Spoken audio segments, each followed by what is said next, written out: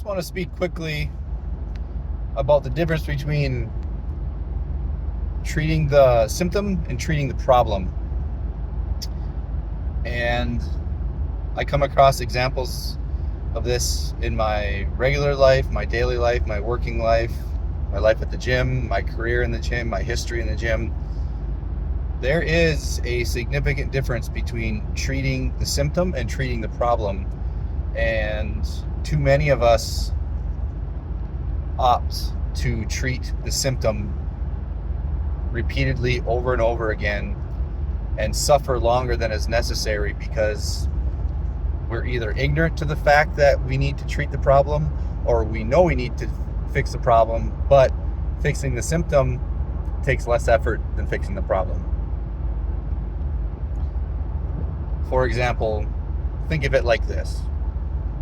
Let's say you were to step on a nail, dirty nail, and it's stuck in your heel. Most of us would go the route of, I'm just going to leave that nail in my heel and I'm just going to take antibiotics for the rest of my life just to fight that infection. And I'm going to live with the pain of that dirty old nail stuck in my heel. And I'm just going to keep taking pain meds, and I'm going to keep taking antibiotics to help fight off the pain and the infection.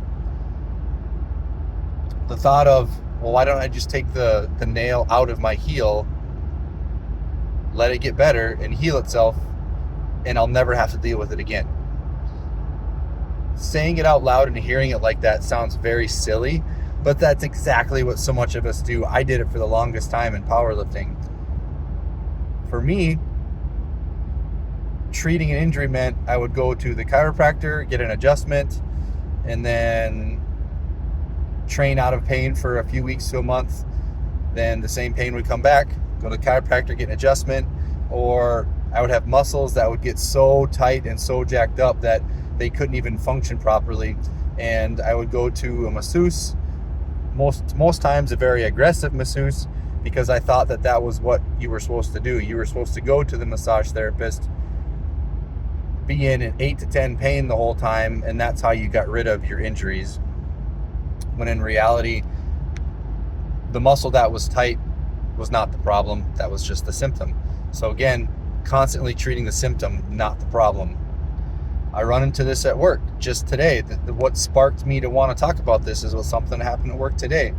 I work with a lot of different departments at work, and one particular department is not doing their job, whether it be they're either lazy, incompetent, or assholes. I found in life, it's usually one of those three things. They're either lazy, incompetent, or they're just plain up assholes who don't care. And I have asked them repeatedly, you need to do your job right, because when you don't do your job right, it makes my job harder, and I have to take time out of my day to fix what you did not take care of. And so many of people in management where I work, they refuse to fix the problem on anything. There's this refusal to have accountability for the people who are fucking things up. They would rather just fix the symptom. Particularly today, one of the departments messed something up that I had been repeatedly asking them to please do this, or please don't do this, because you make my life more difficult and you make inventory control's life more difficult. After months of emails and them not listening, I went to my boss and said, this is the deal. I keep asking this department, these are the guidelines, these are the rules, this is how you're supposed to do this job, and it's for a reason, and they're refusing to do it. And I shouldn't have been surprised to get my boss's response. My boss just wanted to create a solution that does not fix the problem. He just wanted to fix the symptom. He actually wanted to give me more work to fix what they did, when in reality, if they just did their job correctly in the first place, fixing the problem at the source, then that just would not be an issue altogether. But instead, with his refusal to keep people held accountable and doing their job correctly in the first place, now his solution is to create more work for me to work around their mistake.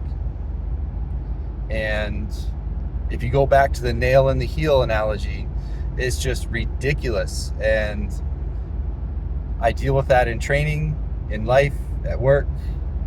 And when you take a step back and you actually say it out loud, it sounds ridiculous. Why am I constantly treating the symptom and living in pain, living in stress, living in disarray, when all I had to do was do a little bit more work, dedicate a little bit more time, sacrifice a little bit more patience, and just fix the problem, which, yes, will take longer.